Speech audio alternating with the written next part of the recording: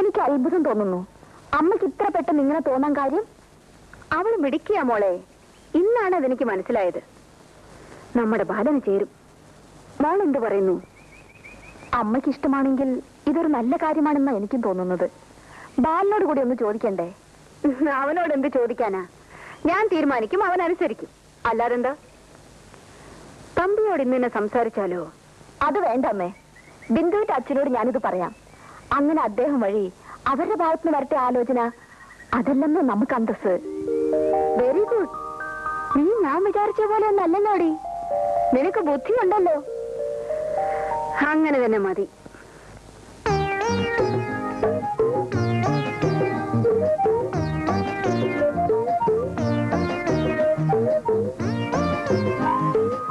Good evening sir. എന്നെ കണ്ടാ sir mood out ആവുമെന്ന് എനിക്കറിയാം.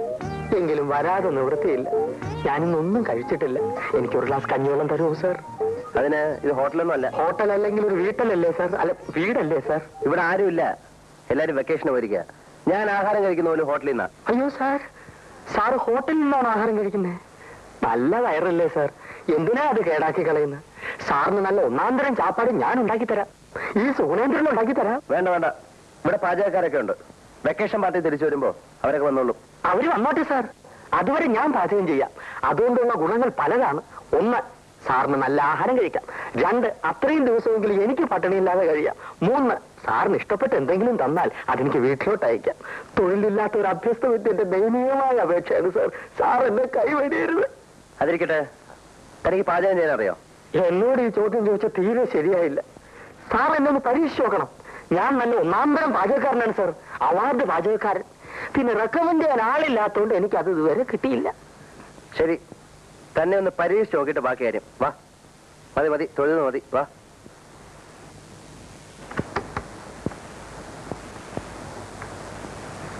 ആ, ഇതാണ് അടുക്കള. വേണ്ടതെല്ലാം ഇതിനകത്തുണ്ട്. വൈകിട്ടത്തെ ആഹാരം ശരിയാക്ക്. ചോറും കറിയും മതിയല്ലോ സാർ? മതി. ഊണ് മോശമാണെങ്കിൽ അപ്പ സ്ഥലം വിട്ടോണം. ഓക്കെ? Okay sir. സാറ് ബാക്കി മുറികളെല്ലാം പൂട്ടിയിട്ട് വയ്ക്കുള്ളൂ. തിരിച്ചു വരുമ്പോഴേക്കും അത്താഴം റെഡി. ശരി. ഒരു ചമ്മന്തി അരയ്ക്കാൻ പോലും അറിയാൻ പാടില്ലാത്ത ഞാൻ എങ്ങനെ പാചകം ചെയ്യും? എന്റെ ഗുരുവായൂരപ്പാ, ഈ പരീക്ഷണത്തിൽ നീ എന്നെ കൈവടിയരുതേ.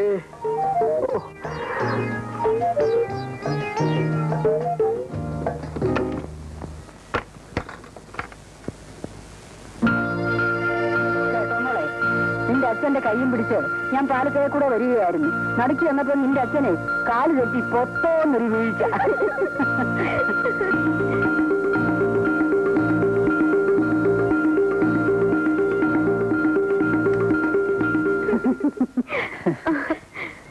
എന്നെ രക്ഷിക്കണം, ഈശ്വരനോട് തന്നെ രക്ഷിക്കണം. ആരാ? ഞാൻ സുഗുണേന്ദ്രൻ. എന്തുണ്ടായി? ഒന്നും ഉണ്ടായില്ല, ഉണ്ടാകും. അതിനു മുമ്പ് എന്നെ രക്ഷിക്കണം. ഞാനൊരു BSc കാരനാണ്, തൊഴിലില്ല. 5 സഹോദരിമാരുണ്ട്. അമ്മയ്ക്ക് വാദം. അച്ഛൻ വേറെ പെണ്ണ് കെട്ടി മൂലമറ്റത്തേക്ക് പോയി.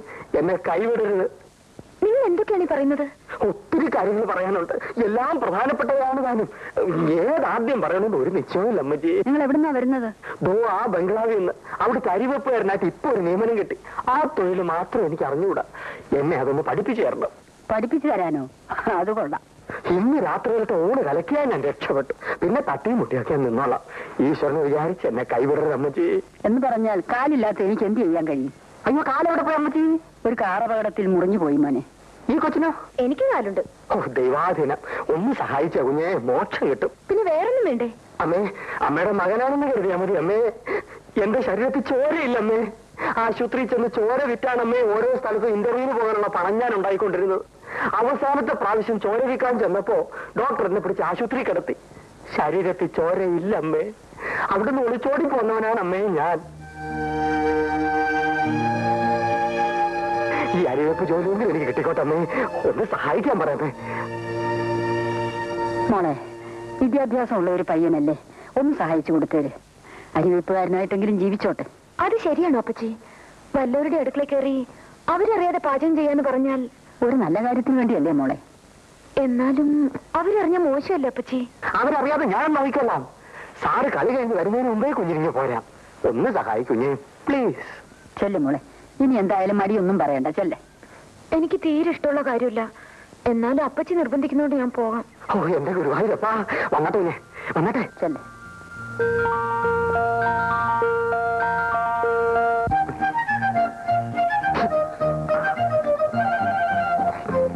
കുഞ്ഞെ, അവിയൽ നീ കായ എങ്ങനെ എരിയും? തൊലി കളഞ്ഞ് ഇത്രയും നീളത്തിൽ കഷ്ണിച്ചെടുക്കൂ. അരി എന്തോ നോക്കൂ.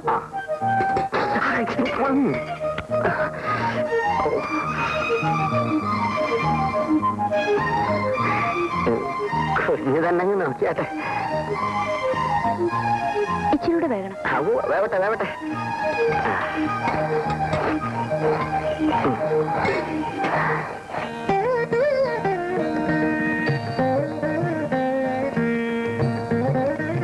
സുഗുണേന്ദ്ര, താൻ ആള് കൊള്ളാലോടോ. സമയം തീരെ ഇല്ലാതെ പോയി. അല്ലെങ്കിൽ എന്തെങ്കിലും കൂടിയൊക്കെ. ഇനിയും വിഭവങ്ങളോ? ഇത് തന്നെ വളരെ കൂടുതൽ. എല്ലാം തിടുക്കത്തിലായിരുന്നു. കറികളൊന്നും ശരിയായിട്ടുണ്ടാവില്ല. ഇതിനേക്കാൾ നല്ല കറികളോ?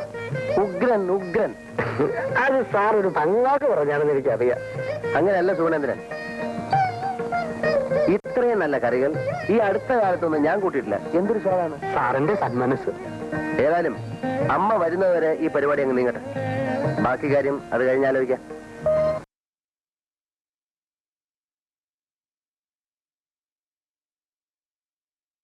ആളൊരു പാവാണെന്ന് തോന്നുന്നു. അവനെ കണ്ടിട്ട് ബോംബെയിലുള്ള എന്റെ മോൻ ശ്രീധരനെ പോലിരിക്കുന്നു. ശരിയാ അപ്പച്ചി, അയാൾക്ക് ശ്രീയേട്ടന്റെ മുഖച്ചായുണ്ട്. എങ്ങനെയെങ്കിലും രക്ഷപ്പെടട്ടെ. ഒന്ന് ജീവിച്ചു പോകണമെങ്കിൽ എന്തെല്ലാം വേഷം കെട്ടണം. മോള് കിടക്കുന്നില്ലേ? നേരം ഒത്തിരിയായി.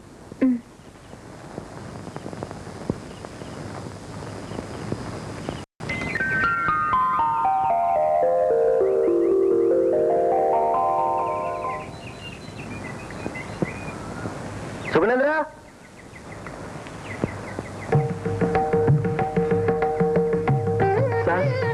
ഇന്ന് ഉച്ചയ്ക്ക് എങ്ങനെ? മട്ടനും ഫിഷും രാവിലെ തന്നെ വാങ്ങി വെച്ചിട്ടുണ്ട്. എങ്കിൽ ഫിഷ് മോളിയും മട്ടൺ ചോപ്സ് ആയിക്കോട്ടെ. ഏറ്റ് സാർ. അങ്ങനെ അങ്ങോട്ട് തകർക്കണോ? തകർക്ക്.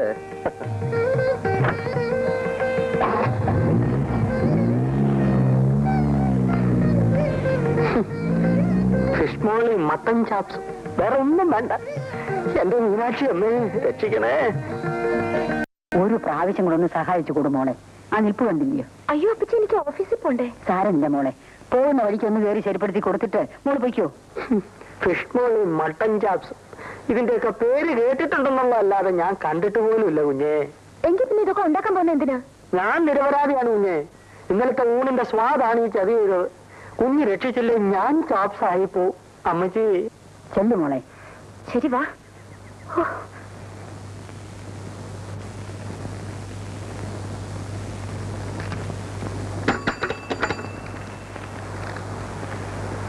ഗീത വരാൻ പറയും. അവരിതുവരെ വന്നില്ല സാർ. മണി 11 ആയല്ലോ. ഇനി വന്നില്ലേ? ഇല്ല സാർ.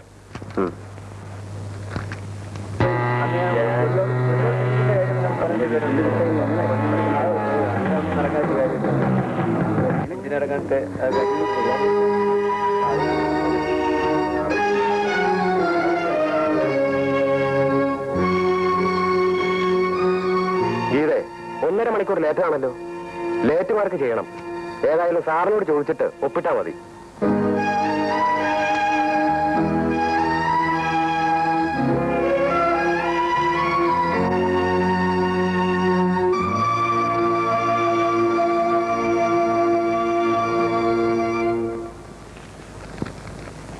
ഗീത വന്നില്ലേ? വന്നു സാർ. വരാൻ പറയൂ.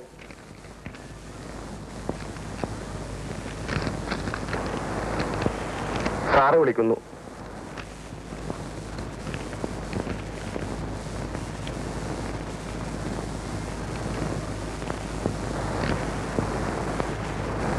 ക്ഷണിക്കാൻ വേണ്ടി കാത്തിരിക്കുകയായിരുന്നോ? എന്താ താമസേ? ചോദിച്ചിട്ടില്ലേ എന്താ താമസെന്ന്? വീട്ടിൽ നിന്ന് പോരാൻ കുറച്ച് വൈകി. വൈകിയെങ്കിൽ വീട്ടിൽ തന്നെ ഇരിക്കണം. ഇത് സർക്കാർ ഓഫീസാണ്. അണിഞ്ഞൊരുങ്ങി എപ്പോഴെങ്കിലും ഇങ്ങോട്ടാ പോരാ. കൃത്യസമയത്ത് ഉദ്യോഗം ഭരിക്കാൻ ഇറങ്ങിയിരിക്കുന്നു. ഇന്നിന് നിങ്ങൾ ജോലി കണ്ട ലീവ് എഴുതി കൊടുത്തിട്ട് പോകും. ലേറ്റ് മാർക്ക് ചെയ്താൽ മതിയെന്ന് സൂപ്രണ്ട് പറഞ്ഞത്. അത് സൂപ്രണ്ടല്ല നിശ്ചയിക്കേണ്ടത്. പോണം. പോയി ലീവ് എഴുതി കൊടുത്തിട്ട് പോയിക്കോളൂ. കരച്ചിലൊക്കെ വീട്ടിൽ ചെന്നിട്ട് മതി. ഇവിടെ വന്ന് കാണാൻ ആരുമില്ല. പോണം.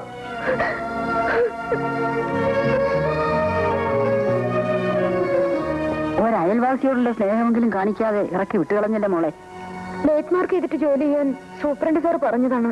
എന്നിട്ട് മോൾ എന്താ ജോലി ചെയ്യാഞ്ഞത്? അദ്ദേഹം സമ്മതിക്കണ്ടേ അപ്പച്ചി? ഇവിടെ ഇരുന്ന് ഞാൻ അണിഞ്ഞിരുന്നായിരുന്നു അത്ര.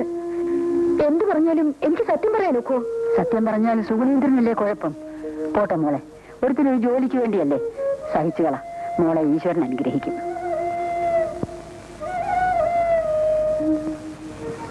നിങ്ങൾക്കെല്ലാവർക്കും ഒരേ അഭിപ്രായമാണെങ്കിൽ പിന്നെ ഞാൻ എന്ത് പറയാനാണ്?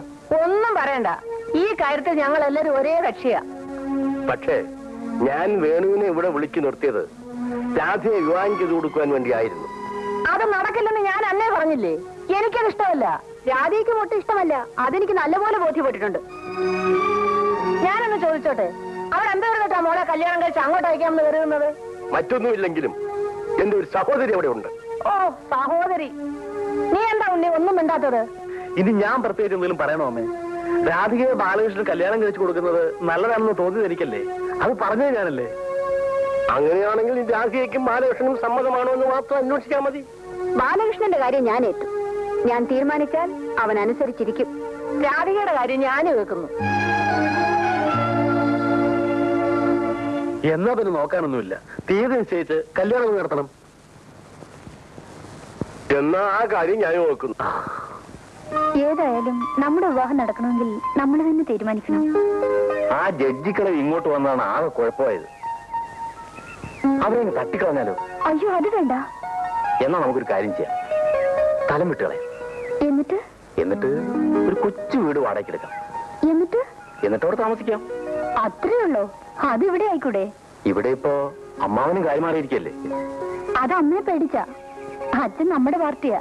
അമ്മാവൻ കാല് മാറിയാലും എന്റെ കൊക്കിന് ജീവനുണ്ടെങ്കിൽ മറ്റൊരുത്തും നിന്റെ കരുത്തിൽ താലി കെട്ടാൻ ഞാൻ സമ്മതിക്കില്ല. നമ്മൾ എന്തോ ചെയ്യും? അവനെ ഇടിച്ചോടിച്ചിട്ട് നിന്നത് ഇങ്ങനെ പൊക്കി എടുക്കൊണ്ട്